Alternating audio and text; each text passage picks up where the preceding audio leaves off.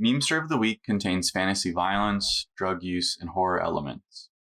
A list of topics, themes, and subjects featured in this episode is included in the description. If you ever feel unsafe or suicidal, please call your local crisis center, emergency services, or national hotline. A link to an international list of crisis hotlines is listed in the description below. Remember, you matter.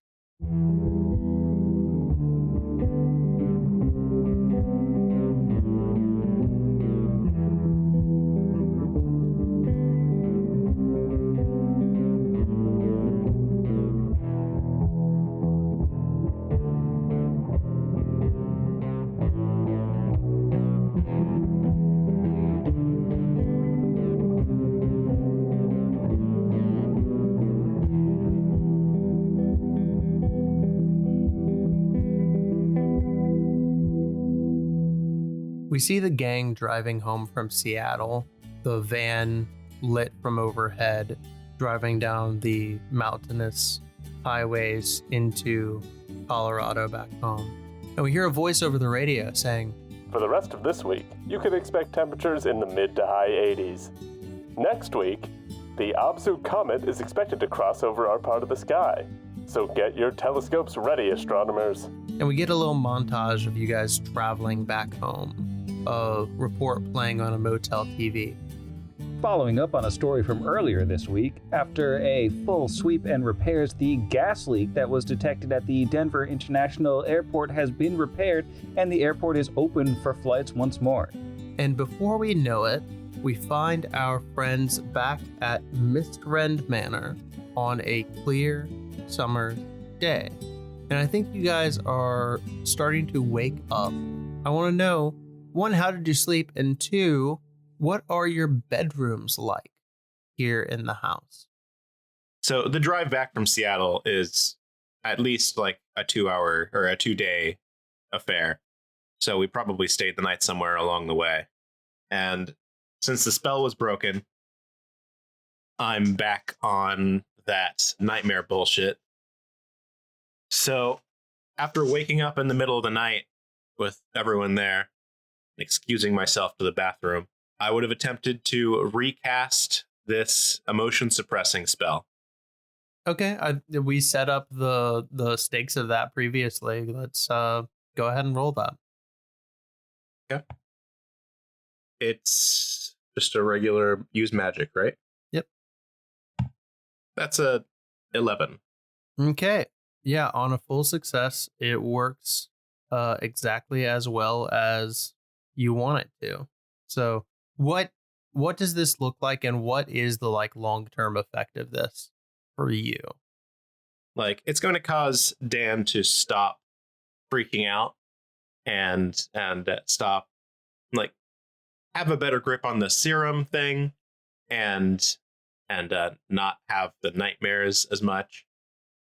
The negative long-term effects are going to be, he's going to get more probably standoffish with everybody. Mm.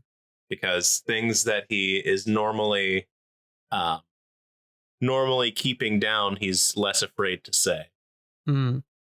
I think the way that that's going to be reflected mechanically is you have the same advantages previously that you had on the serum rolls.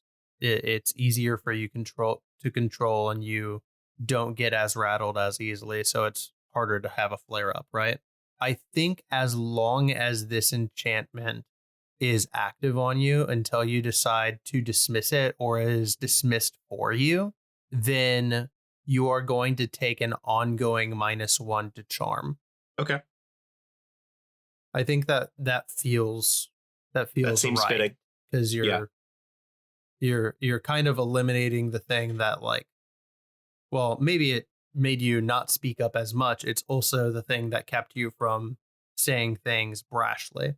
It may be a subtle difference in personality that's difficult for everybody to pick up on at first, but I think it would be somewhat noticeable. Since that first night after the battle, I think Dan's been sleeping pretty well. Dan's bedroom, I think, is sort of a smaller one with a couple bookshelves that's tucked away on the second or third story. Yeah. I can't remember. Were you the person who chose to use the attic bedroom, like room from our strange old house setting? I think that's correct. I think I might have, yeah. Yeah. Well, the nice thing is that you do get a benefit from sleeping there. Oh, that's nice. Twice per mystery, when that hunter helps out, instead of providing a +1 bonus, the original roll is improved by a level. So a failure becomes a mixed success, and a mixed success will become a full success, and a full success will become an advanced success. It will become a 12+. So that's twice per mystery when Dan helps out. All right. I got to try to help out more then. Yeah. It's a neat little incentive. Okay, so you're up in the attic bedroom and you have some bookshelves on your walls? Yeah, it's mostly pretty plain. There's a handful of like boxes and stuff that are like I haven't sorted through because it is an attic. So there's like a couple pieces of old furniture, a lot of cobwebs. But by the window that faces towards the front of the house, I've got a desk set up and a couple of bookshelves of various some school textbooks, a lot of old looking books that I've taken and set up here, and a bed on the wall to the left of the window, and a couple of like candles and occult things on the bookshelf as well. What is the first thing that Dan does in the morning? Normally the first thing Dan would do is make like a list, not a written list, but a mental list of like all the things he has to do today, and check for owl letters. You like just go over crevices. Yeah. Yeah, you like check the window first, and then you start checking the things that are very much not the window, in case you find anything. Yeah, like sometimes I find them in page 12 of this book. Mm-hmm. No, okay. I think on this morning you do find a letter. Where is it that you find it? I think he finishes going through his routine of looking for letters, and then is like, okay, nothing, and then sits down, and then on the desk chair he discovers a letter and Excellent. like stands back up, picks it up.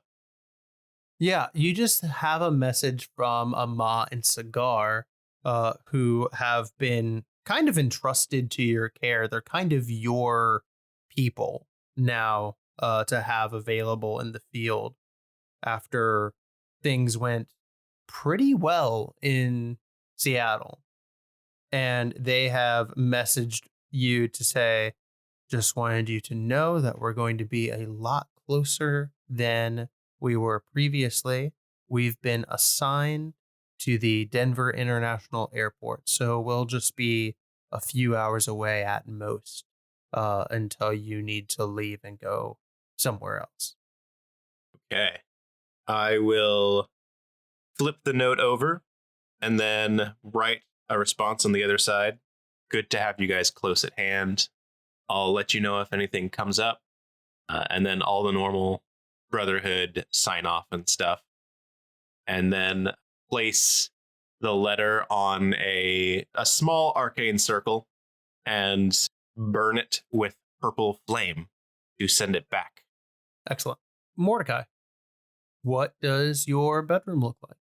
What is your morning on a summer's day at Mistren? So bedroom is like wall-to-wall anime posters from the classics, but also including like, so there's some Naruto, there's some Bleach, there's Full Metal Alchemist, Hunter x Hunter, Berserk, JoJo, so on and so forth, but also like Teenage Mutant Ninja Turtles, things like that. Some random like Bruce Lee / Hong Kong era kung fu movie posters, like Jackie Chan, stuff like that.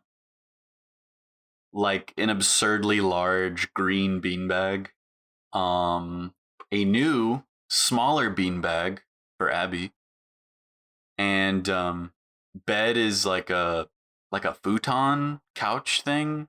Like, it's pretty simple. Like all classic stoners, there's gonna be like, it's empty at the moment, but there's an old terrarium in the room from a pet from a bygone era in Mord's life. He hasn't been here in a while, so no longer present.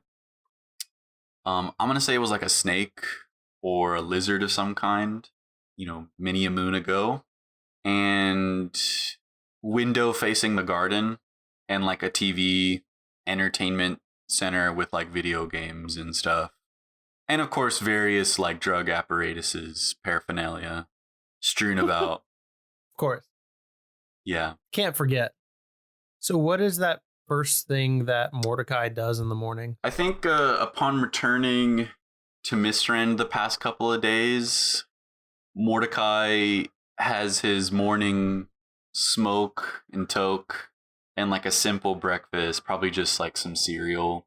I'm going to say it's summertime, so Mordecai is chowing down on some Cookie Crisp, eating cereal, and then just like in the antiquities room, like his dad's room, and he's just kind of like hanging out with Abby, smoking, eating cereal, and just looking at the broken sword hilt for the past couple of days, brooding. I think, yeah, you're brooding in the antiquities room and have been looking over the sword, and I think LaFleur comes in as he's making his rounds. And he has a like nice little plate of breakfast for you, some like eggs and toast, glass of orange juice. He says, "Oh, hello, good morning, Master Mordecai. Sup, LaFleur? You've been coming here a lot the last couple of days. Are you okay?" Nah, I kind of got my ass kicked the other day. What happened? Big dude with a sword. I tried using blood magic to make my own sword. Didn't work out. Really? What about the blood magic didn't work? I don't know, dude. Something weird about that other guy's sword. I think it like stopped it. I made a sword with the blood magic. My sword touched it. Just fell flat on the ground. Splat.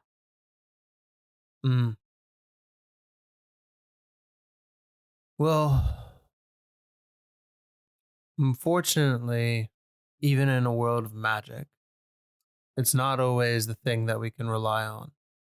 Sometimes you just need the right tools.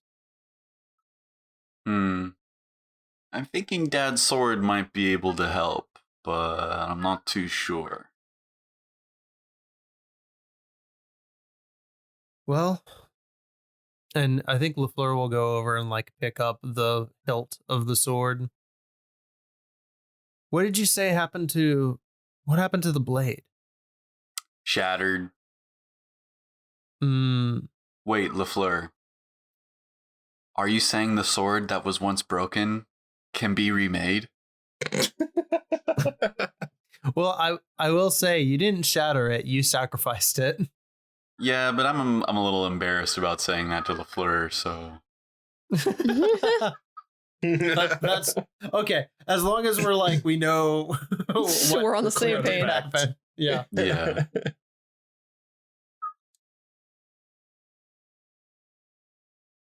Well, I mean, do you have any pieces of the blade left? No, dude, Hundo P, that shit is gone. Okay, so we can't remake that then. I don't know a good weaponsmith. The family has not necessarily been in the business of creating and keeping weapons for a bit. And so I don't know if there's a good weaponsmith still alive that I know. But I'll keep an ear out. Wait, LaFleur.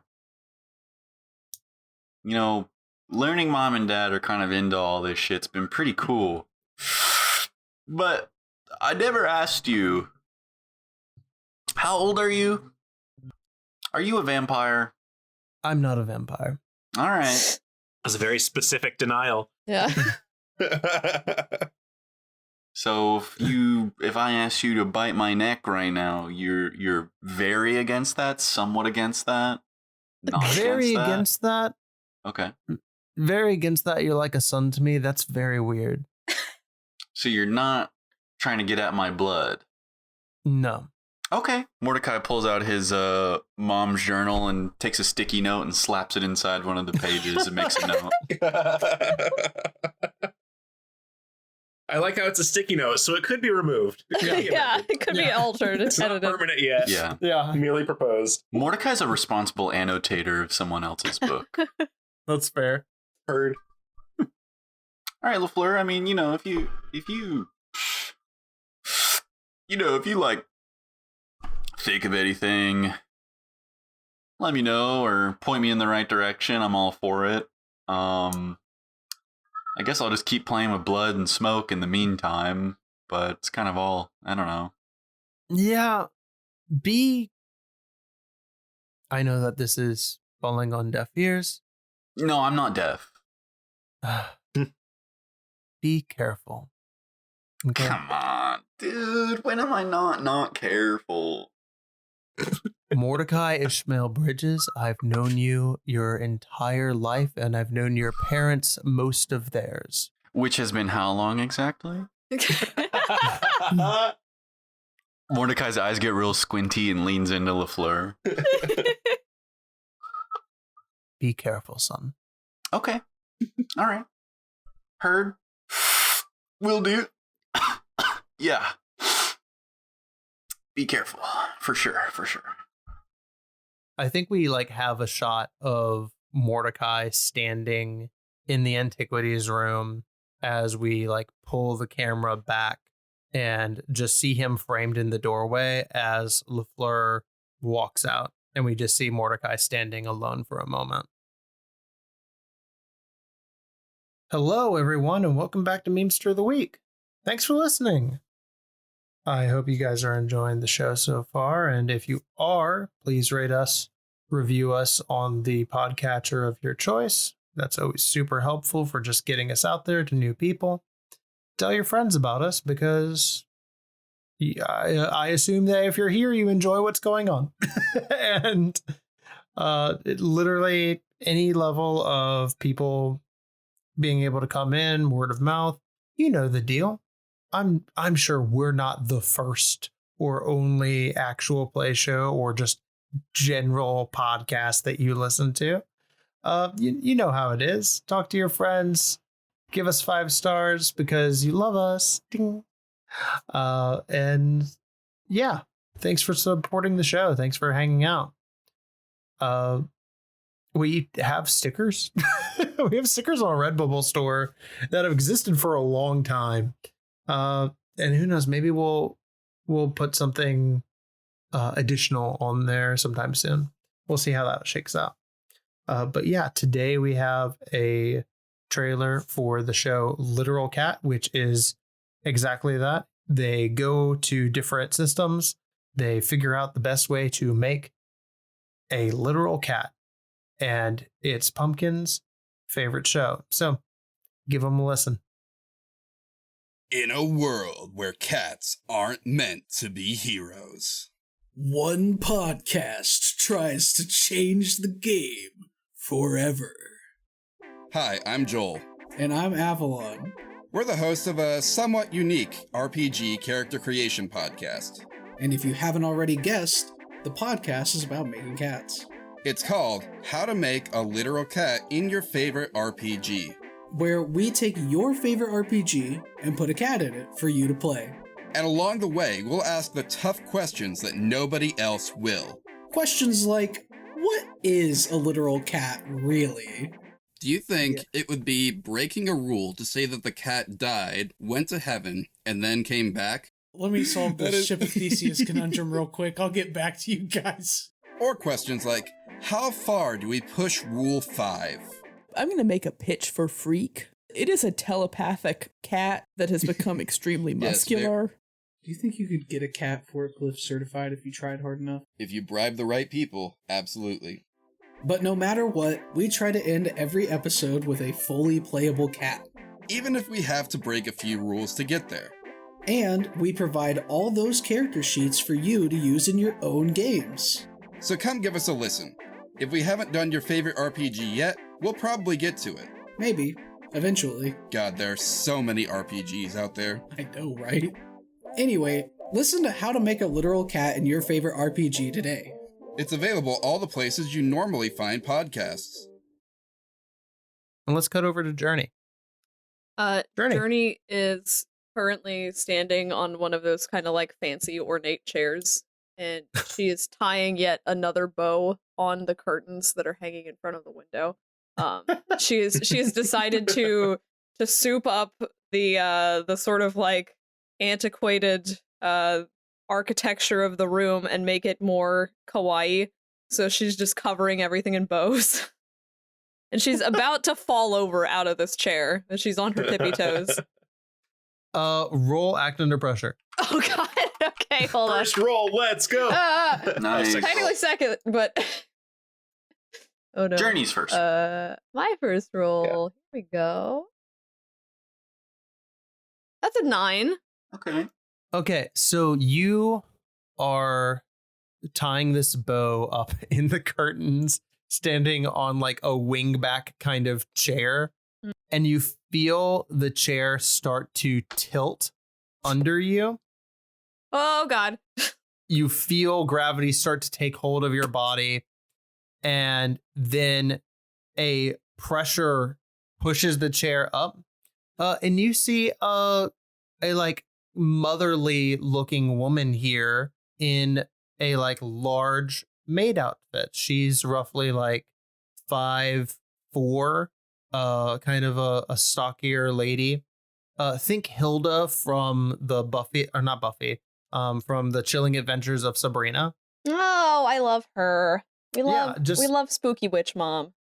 Yeah, so like you just see this like kind of stockier lady in a maid uniform grab the chair and say, "Oh, darling, you really must be more careful."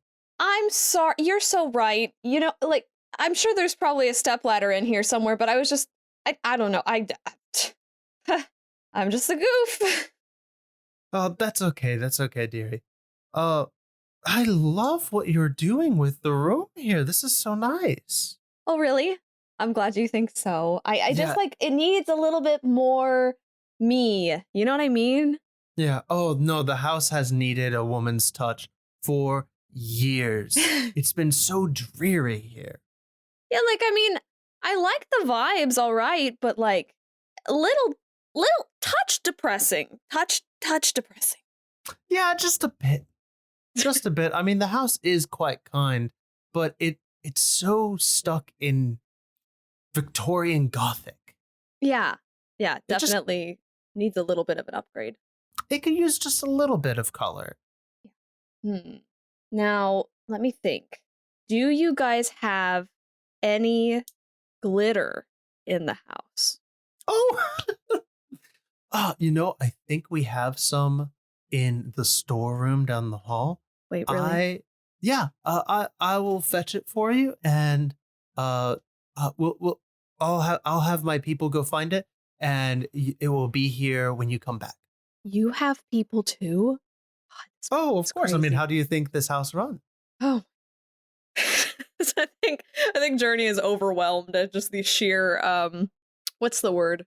Lux, wealth. Yeah, that sort of vibe. It's definitely an uncommon sort of feeling for her. For sure.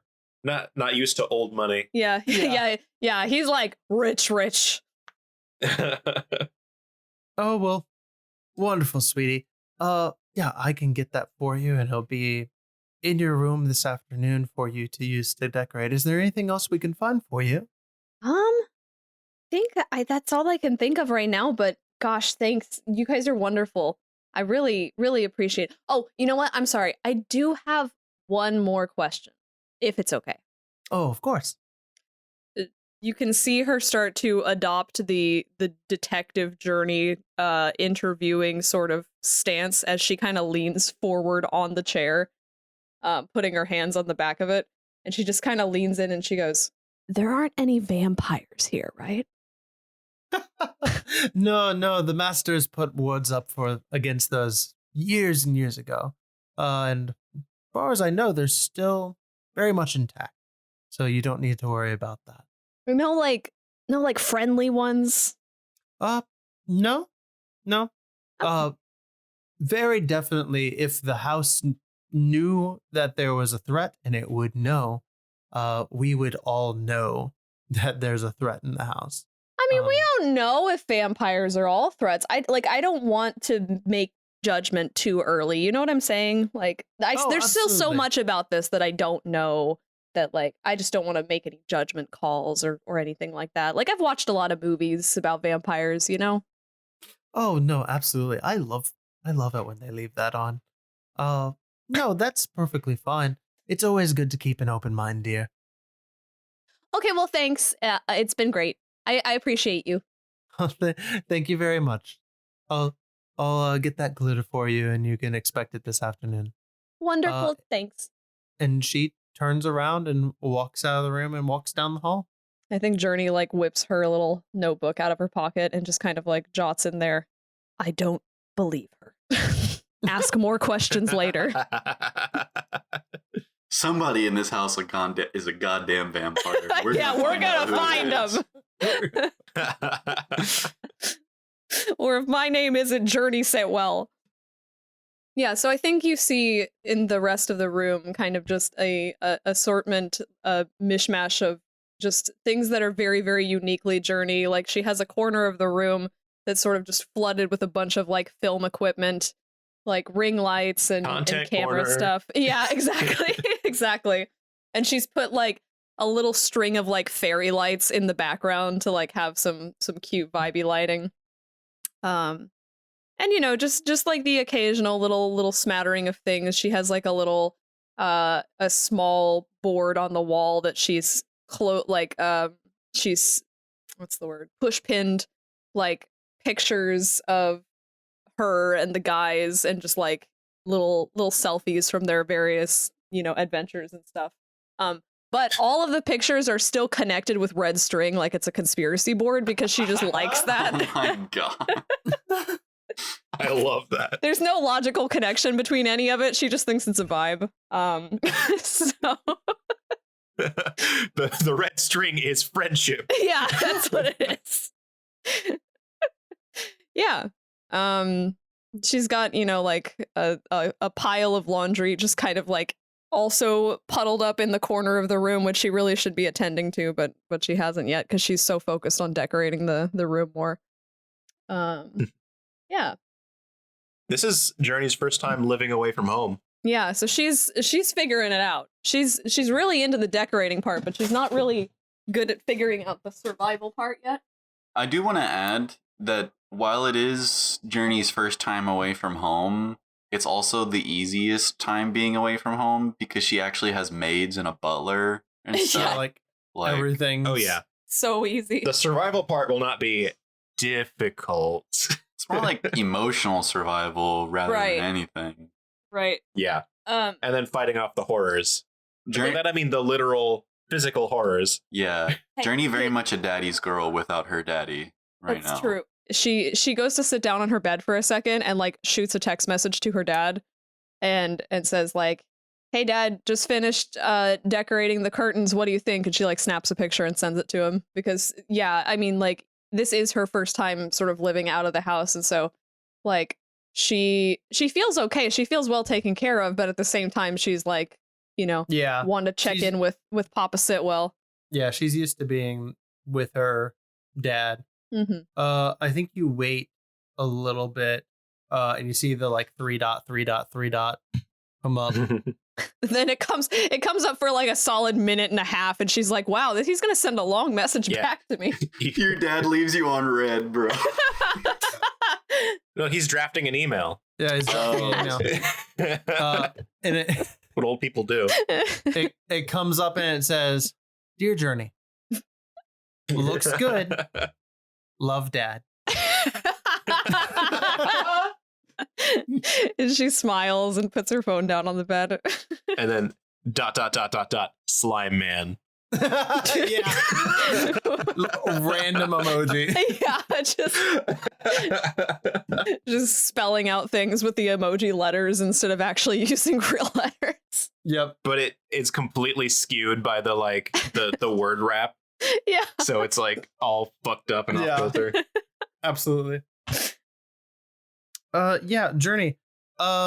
You've moved in and you're away from home now, and you're starting to like set up your little creation corner in your new bedroom. And I wanted to ask, like, how has the YouTube thing been going for Journey? And specifically, what issue for Journey's YouTube career is coming up right now? I mean, well, of course, she's trying to diversify her content, of course, because you can't just be on one platform anymore. So she's, having to make both short and long form content. But that's not what we're talking about here. We like she I think has like how do I explain this? Her focus has kind of shifted less from trying to disprove everything that she's vlogging or whatever, and more so just kind of reporting on it. And I think her viewers have kind of noticed this sort of shift and like been like, oh, so she's now doing this kind of like over the top spooky supernatural content for the clicks, and like it's clear that this is all being like staged in some way. And that's kind of the way that she wants to keep it, because she doesn't really want too much about this like supernatural stuff coming out into the world and like trying to present it at face value of like, hey, magic is real, because she's still kind of like not enthused with the concept herself and feels like it's a very dangerous thing to be just showing everybody. So she kind of buys into the like sort of campier content. Did you see it? Yeah, like that kind of shit. Yes. So yeah. You'll never believe what happened at the Denver airport. Right.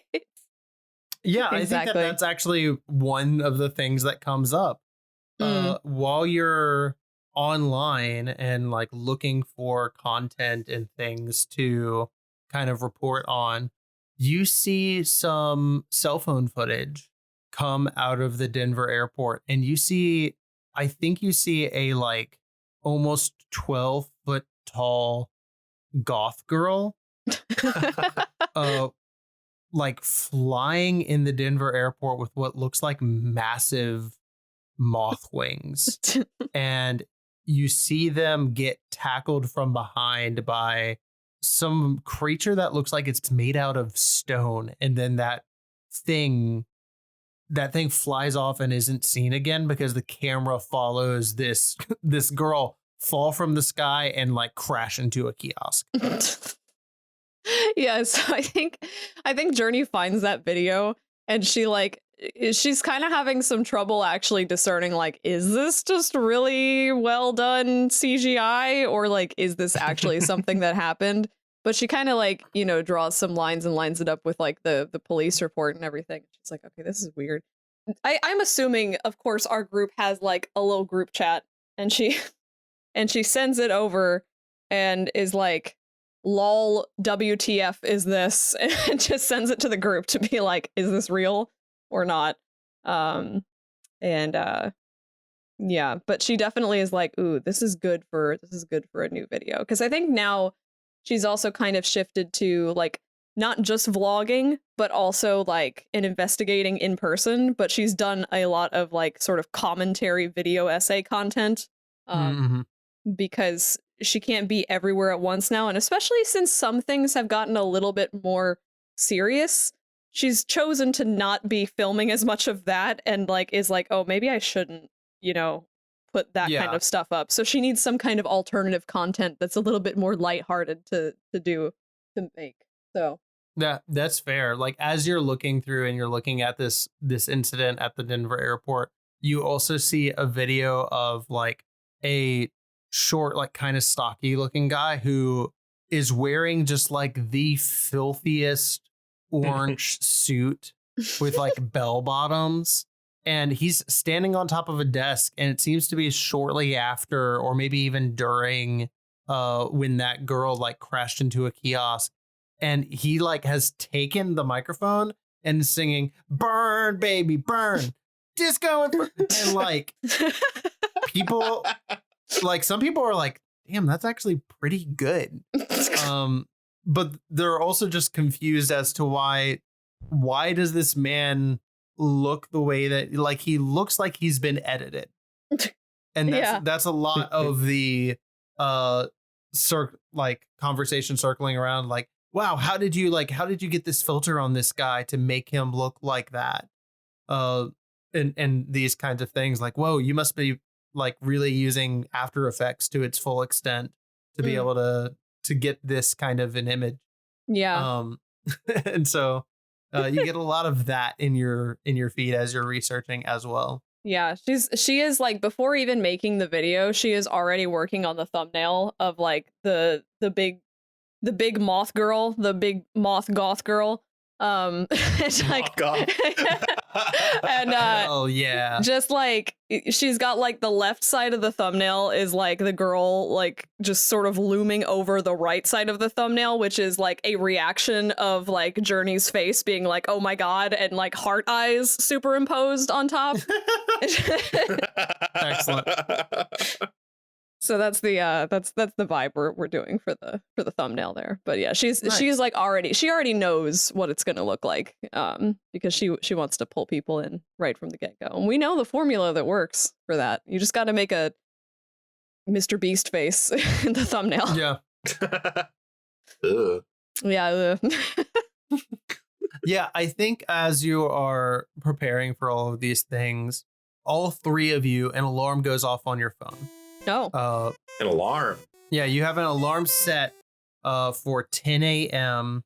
on your phone to let you know that today is one of the days that you have to go and take your summer class. So you have an alarm set to remind you all to be ready so you can leave and be there on time to take your course. Naturally, Journey snoozes the alarm like 3 times because she's really deep in her thumbnail creation. And she's like, I'll be fine. I'll get there on time. It's fine. It's fine. I got it. I got everything ready to go. So she is not, in fact, ready to go. I think it's easy to intuit here that like Dan heads down and grabs Mord, and then the both of them find Journey, and they're like, hey, we have to go. We have to go now. Yep, Dan comes down with a messenger bag slung over with notebooks and stuff, and it's like, all right, time to hit the van. Wait, why are we hitting the... Oh, wait, oh, crap. Okay, hold on a second. And she's just like... Dude, we're gonna be late. She's just like running circles around the room, like grabbing discarded notebook over here, discarded textbook over here, trying to find a pencil. I can't afford to fail this class again, so... Mordecai looks at Dan and just goes, freshman, my dude, freshman. Sorry. No, sorry. Hold on. Hold on. I got it. No, you take your time. I'll just go get the van started. Looks nice, by the way. Oh, thanks. Killer room, dude. And she stops in her tracks for a second to just like appreciate that, and then she's like, oh shit, wait, I still gotta keep packing. So she's scrambling. Yeah, packing. Yeah. No, she does not. She is not the person that is like, one notebook, one textbook, a pencil. She is like, she needs her pencil case. She needs her like extra hair clips in case her hair falls in her face while she's trying to look down at her notebook. Yeah. She needs like her lip gloss in case her lips get dry. You know, like the whole 9 yards. So yeah, the pencil case has like multiple sharpened pencils, a pencil sharpener, and then like a series of highlighters. Yeah. She's got to have like a little snacky in her purse also, you know, for the what is that expression in Japanese when you say you have like a lonely mouth or like a bored mouth? Oh yeah, kuchisabishi. Yeah, that's what she needs that for. Yeah, when you need some sort of stimulation. Yeah, exactly. Yeah. Absolutely. Yeah, and so we jump forward, and I wanted to know, what class are you guys taking together? All three of us, same class? Well, and that's a good question, because I had an idea that maybe it's just Dan and Journey taking this class, and then I have a thing for Mordecai. I mean, if you prep I'm okay with all three, or yeah, I'm okay with whatever. Mm-hmm. Yeah, I think it's funny that Mordecai is also the least truant / furthest along in his degree. Like, just always goes to. I'm just always at school. Dan is constantly absent. Journey just started school. Mordecai's a fucking senior. Yeah, that's like the comparison, right? Is that like Journey's just starting and Dan is constantly out. Dan is like failing just based solely on the fact that he's never at school. Yeah. He's repeated like college algebra like 4 times. Oh, God. Early attendance. Too real. Yeah. Yeah. So Journey and Dan, what class are you guys taking? Can it be like university seminar or one of those like super shitty like how to live your life things? Oh God, critical thinking. Yeah. Journey cannot critically think, so she probably needs this. And I'm gonna say Dan simply couldn't, like, for some reason something always came up at this time, and the first time he tried to take it only got to like 5 classes throughout the whole semester. Mm-hmm. Yeah. So what class are you guys taking over the summer? We can go like just classic college algebra. College algebra. Love it.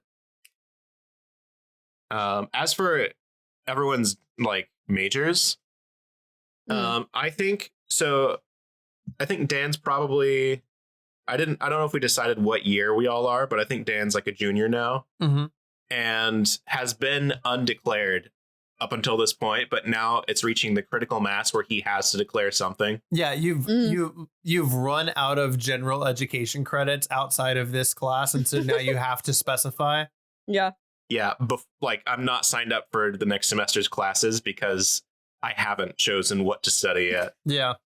So he's working on that, and he'll probably have some sort of discussion with his counselor or whatever about that.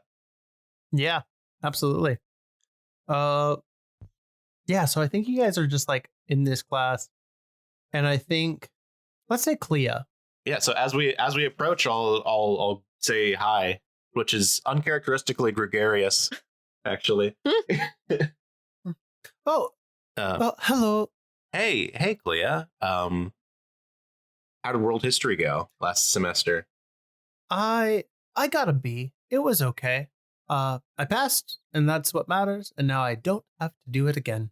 I think Journey is just standing behind Dan like one does when you are like a toddler and afraid to talk to new people. Oh, who is your tiny friend? Oh, hi. Oh, sorry, this is... Hi, I'm Journey. Oh! My name's Journey. New. Roll on your... your fame move. Yeah, your minor celebrity move. Minor celebrity move. I'm not going to make you use a charge, but I am curious as to what's going on. Oh, that is an advanced success, but I don't think that means anything. Okay, so make sure that you mark your 2 hold, because we'll just count that as your beginning of mystery move. Okay. And Clea goes, oh my God.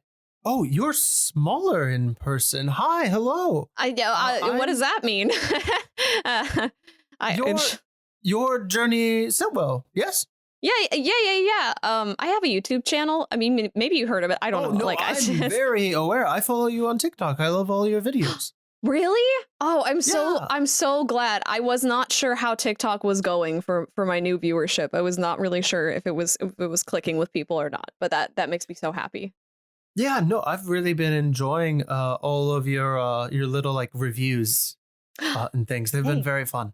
Thanks. She's like excited and a bit flustered at all of this sudden praise and doesn't really know what to do with herself. So, Are you both here to take college algebra? unfortunately, Yeah. Yeah, this is only my second time taking it. Oh, well then you will lead the way and we will be Oh, no. guided by your experience. Please do not try to imitate anything I do in this class because I am not good at it.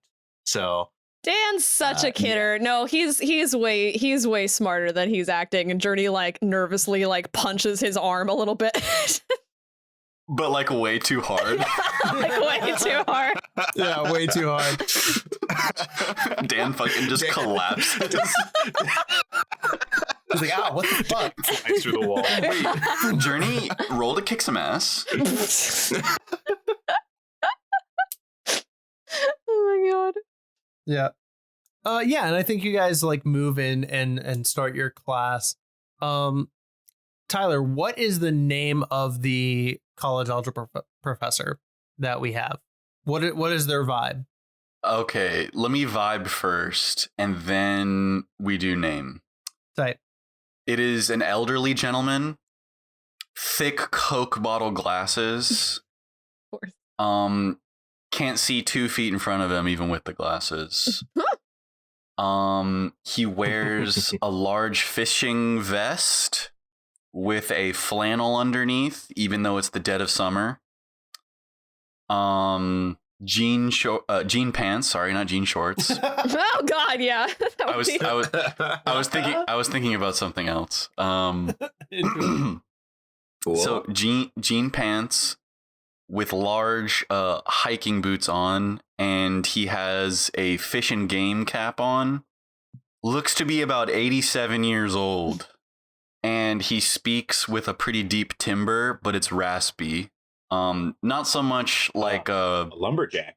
Not so much Robert Kennedy Jr. type rasp. Like, he doesn't have a condition, but it is like pretty, like, probably a former smoker. Like, it's pretty rough. And his name is Dr. James Albrook. He is actually a retiree, retired PhD mathematician who spends most of his days fishing in the mountains, and the school asked him to teach an emergency course over the summer because they actually ran out of tenured professors who are able to teach, so he just came back as a side gig. So as soon as class lets out, he's going fishing. You are literally just describing my actual math teacher from high school who would have sick days on Friday to go fishing and would give us just a blow-off assignment, be like, and it would tell us in advance that he was going to get sick on Friday. That's so funny. Like, I shit you not, this is the exact same person. That's awesome. That's so funny. Yeah, so you guys get settled in class. There's like roughly 20 students here. You guys are settled in your like little lecture hall, and you see a man like open the door, walk in, and like he's wearing his fishing vest and hat, and he's actually carrying tackle and a rod in with him. And he literally just got back from the lake. Like, he went this morning, he's going to teach this class, and then he's going back. I think Journey leans over toward Dan and whispers, "Are we in the right class?" The boat is in the parking lot. I thought you were going to say the boat is in the classroom. Is the boat here with us? And he says, "Okay, listen up, everyone. I'm here. Stan. I'm here to." It's just Grunkle Stan. I love it. Oh, God. I remember when this guy won the Funkle Bunkle. I'm here to do 2 things. I'm here to teach you guys college algebra so the school can pay me, and then I'm here to leave to go back to fishing. I'm here to leave. Let's get started. And he starts like writing on the board. Open up your textbooks to page number 6. You can skip the glossary and the table of contents. You do not need it. So, quadratic At least equations. he knows what he's about. Damn, what the fuck? Quadratics on day one? Yeah, Jesus Christ, we just got here. God This damn. is not- It's got 4 in the name. Oh my god. And he's hitting the ground running. Now, Mordecai, you came What's your along. idea for me? Let's go. Yeah, you came along today. You're not taking a summer class. You're academically very well set up. But Dr. Kula sent you an email and said that he wanted to have a meeting with you. So you just scheduled it Awesome. the same day. And so, yeah, you are waiting outside of Dr. Kula's office, and he opens the door and says, "Oh, hello. Yes, go ahead and come in." Yo, what up, Dr. C? Morning. Excellent to see you, Mr. Bridges. How has your summer been? Not great. Not great. Oh, no. But what happened? I fought a guy with a sword, and he completely whooped my ass. Oh, so you've been taking up fencing. That's a great sport to get involved with, but you should be more careful, Mr. Bridges. I have a plan to use blood to beat him next time. That's very much against the rules of fencing. We'll see. Well, keep everything above board. I think they'll be fine. I wanted to talk to you today about your paper that you wrote, your response paragraph from the final exam. Oh, yeah, for sure. What's up? I didn't cheat. No, I'm 100% certain that you didn't cheat. I know that you do very well in my classes. You're always very attentive, and you ask very interesting and good conversation questions. Oh, thanks, Dr. C. I mean, it's a fun. You're a great teach. So. Oh, thank you. Yeah, I always appreciate having you in my class. However, Mr. Bridges, I cannot accept this entry on your exam. What? Why? The study of magic is not recognized by the scientific community, nor is it recognized by the academic community. Oh, but are you trying to recognize it? No. Oh, but what if I convinced you? Even irregardless of whether or not I believe in something or not, the academic community does not accept it. Yeah, but isn't the whole purpose of academic science is to observe phenomenon, record phenomenon, test phenomenon based on hypotheses, and then publish your findings? I absolutely agree with you. Let's However, fucking do it, bro. This is not the institution that will allow you to do that. And he gets like close and like makes direct eye contact with you. What does he smell like? My God. Mothballs. Cutting it. Oh, come on, dude. Dr. C's so hot. I just gotta know. What does that mean? I don't know. Leather, I guess. Nice. Jesus Christ. Nice tanning. Digging yourself a grave. Yep. Okay. Yeah, continue. Yeah. He looks you directly in the eyes and says, "This school and this institution will not accept those findings." And talking so directly about those things is dangerous to those involved. Wait, are you saying I'm gonna fail the exam? I'm saying that I will not be able to accept the exam as written, and because you would be lacking that writing portion, you would be taking a 70% on that exam. But I am happy to allow you to write a additional addendum to your writing portion and accept that instead. And then I don't have to digitize and scan this paper for it to be available for people to see, and no one has to know. I get really close to Dr. C. What are you trying to tell me? We're gonna cheat? No, you're not cheating. You're just making sure that the answers that you have provided are accurate and correct, and the ones that you want submitted to academic questioning. Dr. C, I'm going to keep it $1.50 with you, dude. I don't know what's happening right now. He pinches the bridge of his nose and just rubs his eyes for a second. Mr. Bridges, I am saying that I cannot accept what you have previously written. And if you do not want a 70% on your final exam, which will affect the score that you have in the class, I think it will probably only take you down a grade level. I think. So you're saying I'm going to go from an A to a B? Yeah, or maybe even just an A to a low A. The rest of the work that you've submitted in the class is of excellent quality. And it would be a shame to push this through the way that it is and tarnish that quality. Yeah, but I Dr. cannot C, accept this. You're the one who told me we should always fight for what's true in science.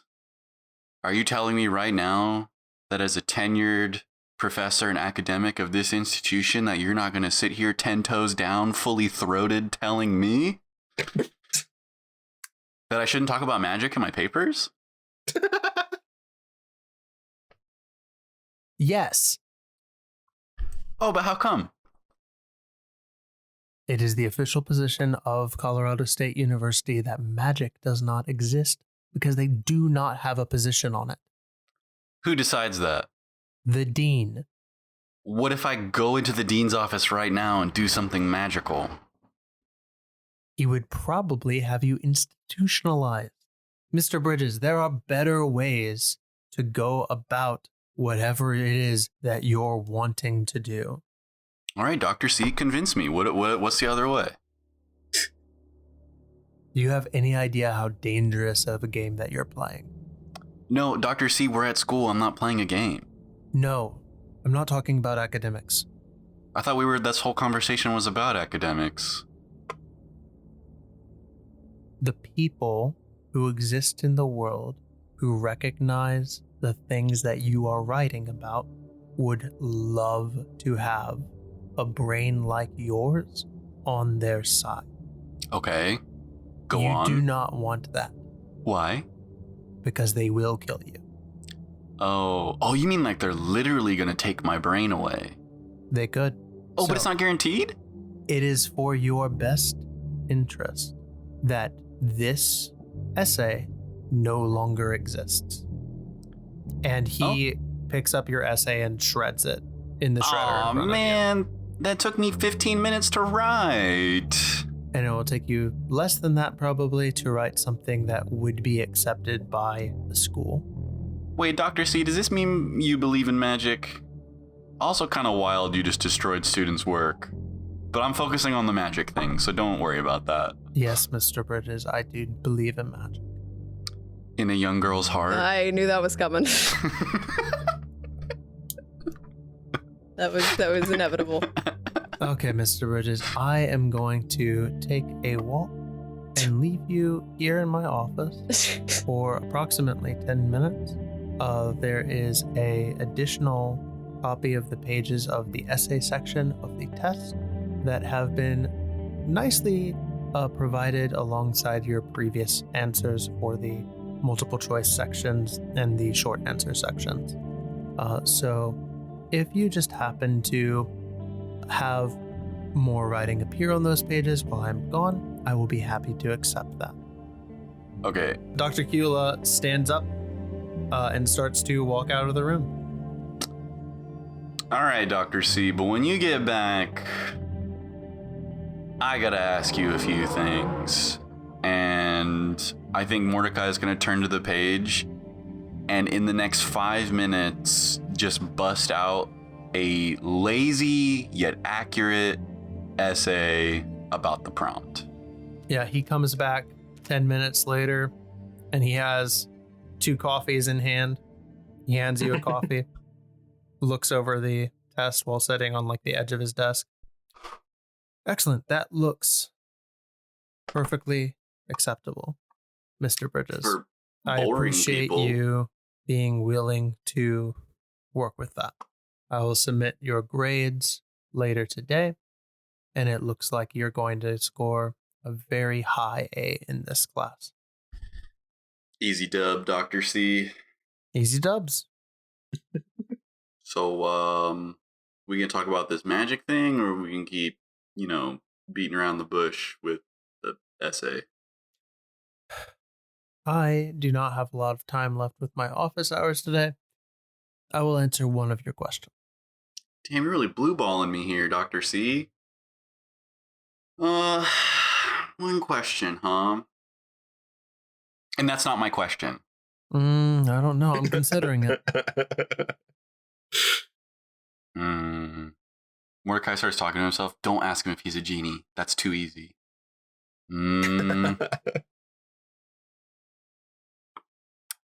Dr. C, can you teach me magic? Eyes get real squinty. I cannot teach you magic. Even if I wanted to teach you magic, which I definitely don't. I cannot teach you magic. Do I get a follow-up? And that's not a real question. I'm just going to ask the follow-up. Wait. Wait, hold on. Panicking. He's just like mildly enthused by all of this. Can you point me into a direction in which I may go to learn more magic? Eyes getting real squinty again. Well, I can point you in the same direction I would point any young academic looking to widen their range of knowledge about any field. And I would say that a very well-stocked library would be an excellent place to learn more about how certain things work. Oh, you have a library that I can go to. Like at your house. You're inviting me to your house. Nope, I'm definitely not, Mr. Bridges. Oh, how do you know about magic then? That's all of the questions that you were deemed to give today. I am very busy, and I do have to submit your recently updated exam. So okay. All right. Goodbye. All right, Dr. C. You let me answer 3 questions. It's an interesting number. I'll catch you later, buddy. And I just kind of skulk out of the room. Slink out of the room. Slunk. And he slunk to the icebox. He slunk. Excellent. Bell rings. We Ding dong. people start filing out. And Dan just stands up. Well, I need an Advil. Journey reaches into her bag and she just has an entire bottle of them. Because like I said, she packs her bag well. She does. She's ready for anything. That's why she was almost late. I thought I had what I need when I needed it, or whatever the move is called. I think Journey is just buzzing, but not saying anything because she's just overwhelmed with the amount of information she just tried to absorb. Yeah. And these summer courses are way more annoying because they're like way more intense and in a shorter period of time than a normal semester class. So yeah, I'm not a fan. Great. This is going to be fun. All right. Well, that was a lot. Hey, why don't we all take lunch together and we can organize our notes. Have a little study lunch. I don't know about the studying part, but I am down for the lunch part. Yeah, we should probably eat something. We should find out what Mord's up to also. Oh, yeah. Yeah, I think it's safe to say that, like, as the conversation between Dr. Kula and Mord is ending, your class lets out and you guys can all meet up. Yeah, Mordecai talks this guy in circles about magic for the 3-hour summer class period. Feels right. That's accurate.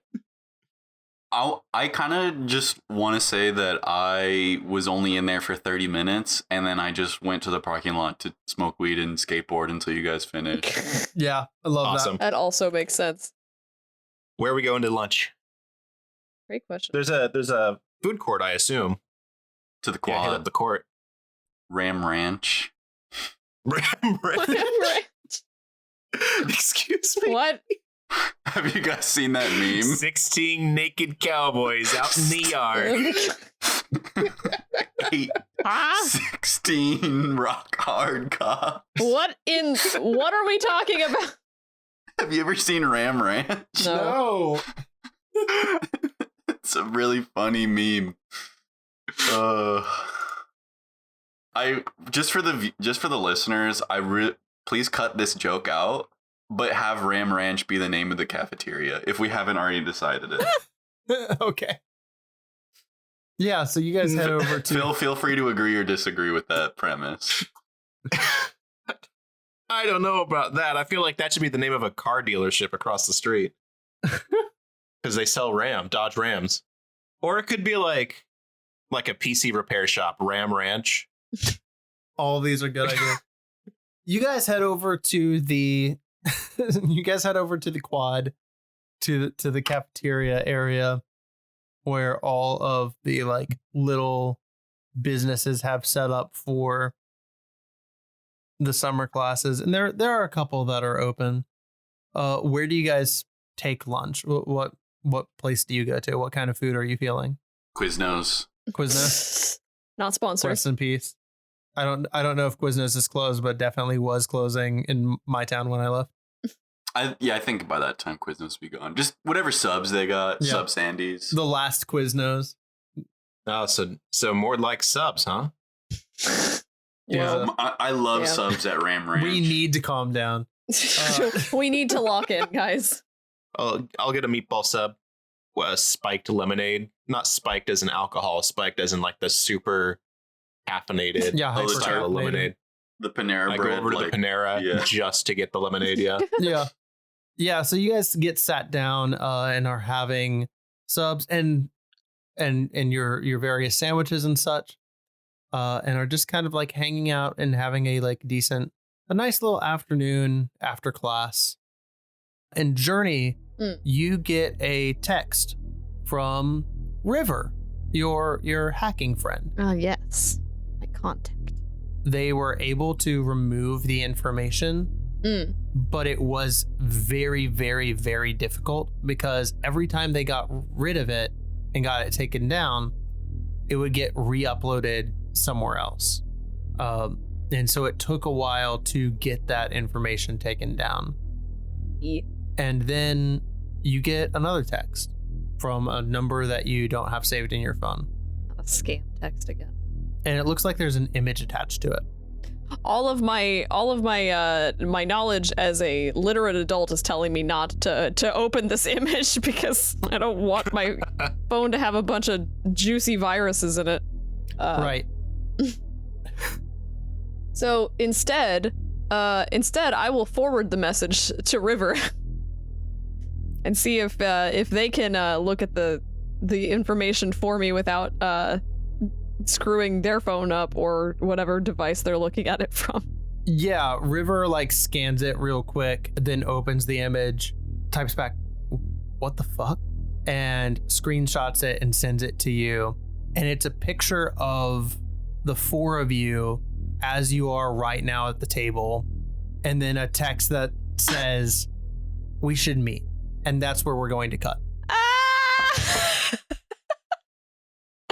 Oh God, I have a stalker. Oh, cool. No.